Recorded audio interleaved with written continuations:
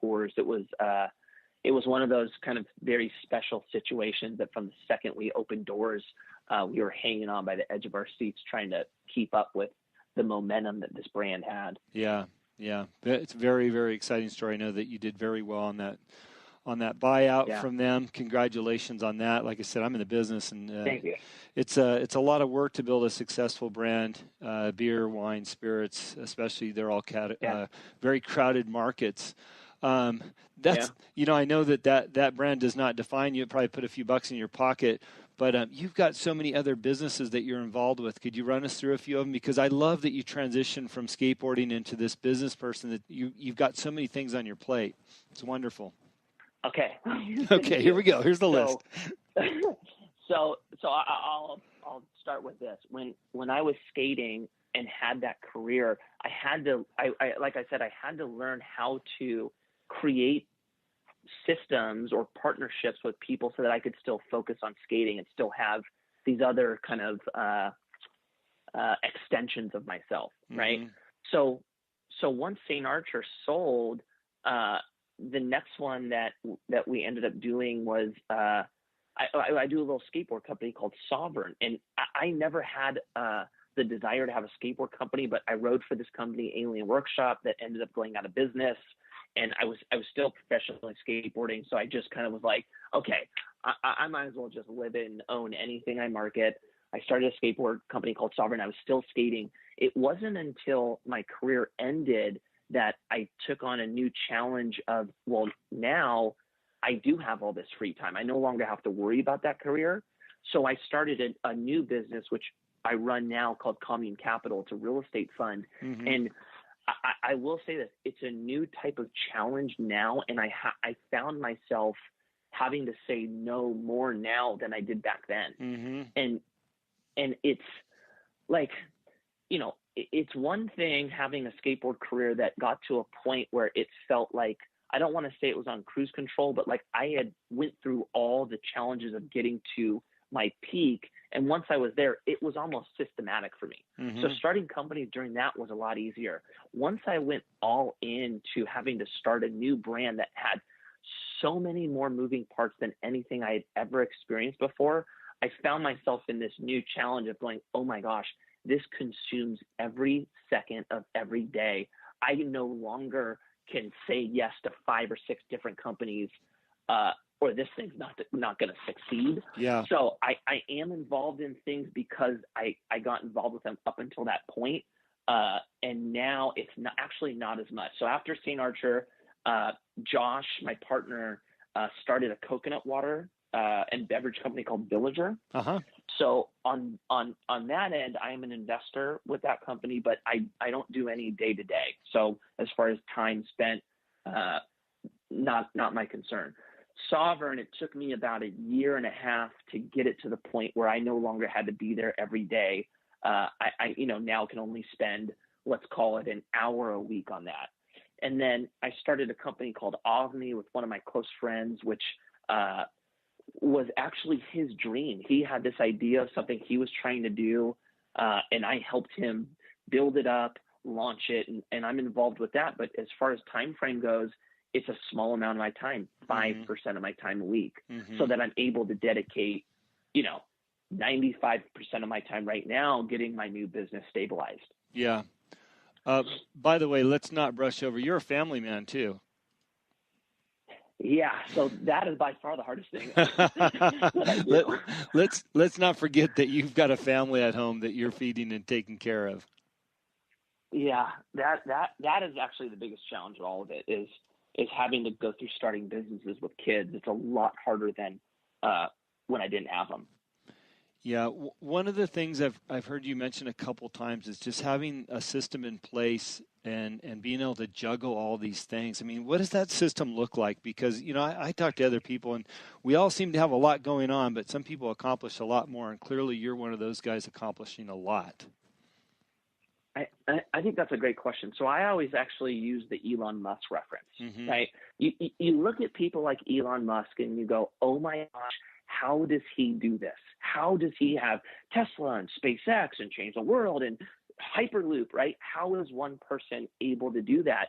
And when you really break it down, we all have the same amount of time in a day. Yep. He doesn't have 150 hours in a day and we only have 24. We have the same amount of time. So what happens is we all feel busy, but we can find ourselves spending a lot of time on things that don't take us to where we want to go, right?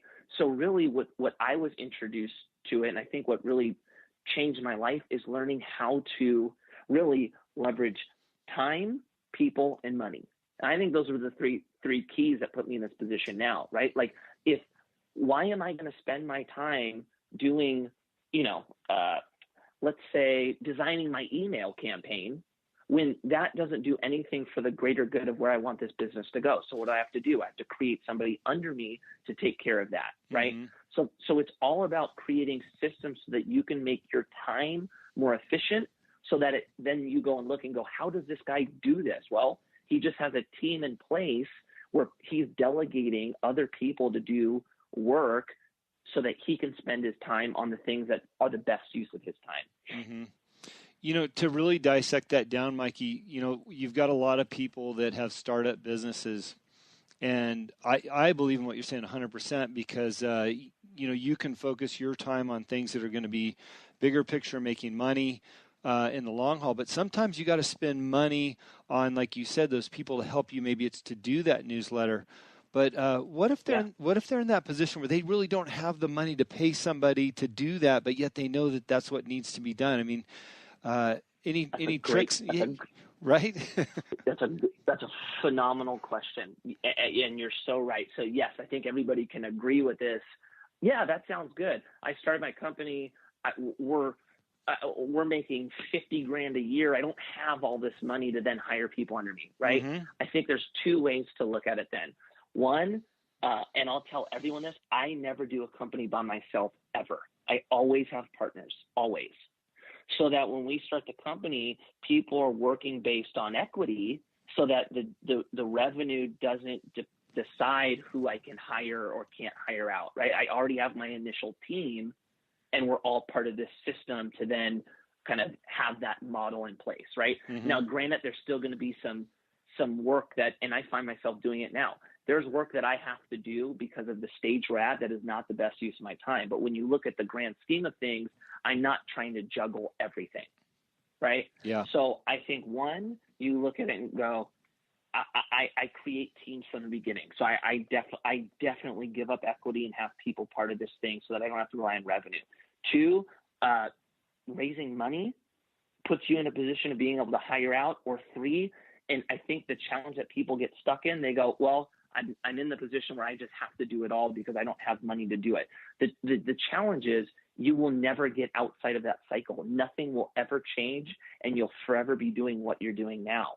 So to me, it's bring a partner on, or take out a loan, or invest the money in the person before you're taking the money. And I know that's very loose because it's very specific to each situation, but you have to figure out a way to get yourself out of doing all. Yeah, well, it makes a lot of sense, because when you try to do it all, you're going to take your eye off the ball of where the making money portion is. I find that social media is an easy one to hire out, to be efficient at it and get good content out there, because we can easily get sucked into that trap of social media. And next thing you know, you just burned an hour looking at everybody else's stuff when you should be posting your own. So that's just one of the little tricks I've done, is I've hired out social media because I can be more disciplined personally and use that time doing something more important. Yeah. And I will say this, dude, there's access to internships is great right now. Mm-hmm. You know what I'm saying? There's people out there that will work for almost nothing just to get the experience. So there's definitely an avenue there. Two, I'll do 100%. Social media is great to find people. And beyond that, there's always tricks that you can do to incentivize people to work for an amount that is not worth their time at the moment, mm-hmm. right? I think equity is a great one for that. You could always give them a percentage of sales. Hey, dude, we don't have that much revenue right now. I believe that you being on here, it's going to increase our revenue by 30%. let's talk about me giving you 5% of gross, 10% of gross, whatever, until we get to a point where I'm able to convert you into equity, whatever. Like, there's a lot of creative ways that you can get into where you don't have to like magically give somebody money you don't have. Yeah, sure. Of your businesses right now, what's taking up the most time? Is it Commune Capital? Yeah, absolutely. Yeah. What do you tell us some of the exciting things you guys are doing over there? I read a couple things online real fast about some regentrification in Long Beach or something like that. Yeah. So basically with Commune, when I ended my career, or when my career ended, I didn't really choose it to, I found myself in a position where, I had planned so much for the financial side. I didn't really prepare for the emotional side. And I was really surprised by how hard it was for me to transition out of, the thing I was so passionate about for so long. Mm-hmm. And just kind of realize, what, if this is this hard for me, and I was in a very fortunate place to plan financially, what about all my friends or people to come after me that don't plan for it financially? They're going to get hit with this like double whammy, right? Where it's like the emotional blow that comes, having to figure out how to make money. I felt like there's our industry is broken. We don't do anything to help prepare these kids for what comes next. And that's really what sparked the idea for Commune was one, creating an opportunity for these guys to participate in that would create passive income, create a system to then give them cash flow that helped them get through their career. And then kind of another part of our business is educating these kids on what this actually looks like, what your career looks like, how money works, so that, we don't have 99% of athletes, or I should say 99% of skateboarders come out and just be completely screwed afterward. And then you move into conventional sports, it's like 75% of athletes go bankrupt. It's an issue. So with all that said, we started a real estate fund.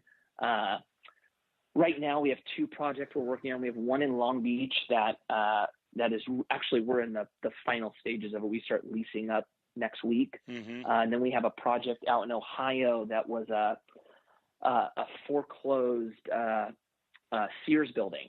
So kind of what's happening throughout America is we have all these big malls that were a staple of our community. Yeah. They're all going dark now, and everyone's trying to figure out what to do with these kind of what once was this like amazing experience. It's just an eyesore now. So we're going in Ohio with one of these, and we're going to redevelop it and convert it into a mixed-use community where we'll have about 10,000 square feet of retail. There'll be 375 units of living above, 2 parks, restaurants. It's this kind of like whole community vibe. And that's actually the newest project we're working on. Wow. Sounds very exciting. You've come a long ways from a high school skateboarder to pro skater to running big business here. I mean, that project sounds phenomenal, what you're talking about. Yeah, it's been exciting, and just so everyone knows, just for me, my model has, I talk about systems and bringing teams on.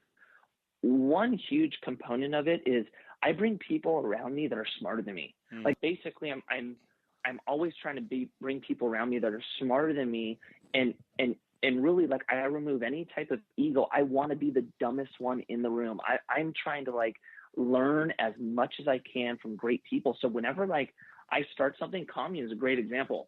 My 3 partners are smarter than me. I am not the genius in the room, but what it does is it gives me the ability to learn something at a higher level. I now can kind of, use what my skill set is into an industry that is, I could use their experience and leverage that together so that now it's not me walking into a new industry. I'm walking in with partners that have been in here for 30 years. I'm seriously can't say this enough. Be the dumbest one in the room. If it's not the room, be the worst skateboarder, be the worst athlete. Make sure that your group are people doing it on a way higher level than you. And what you do is you just take on what you see. It's like when you see somebody tray flipping down 15 stairs, you think it's possible for you to do it as well.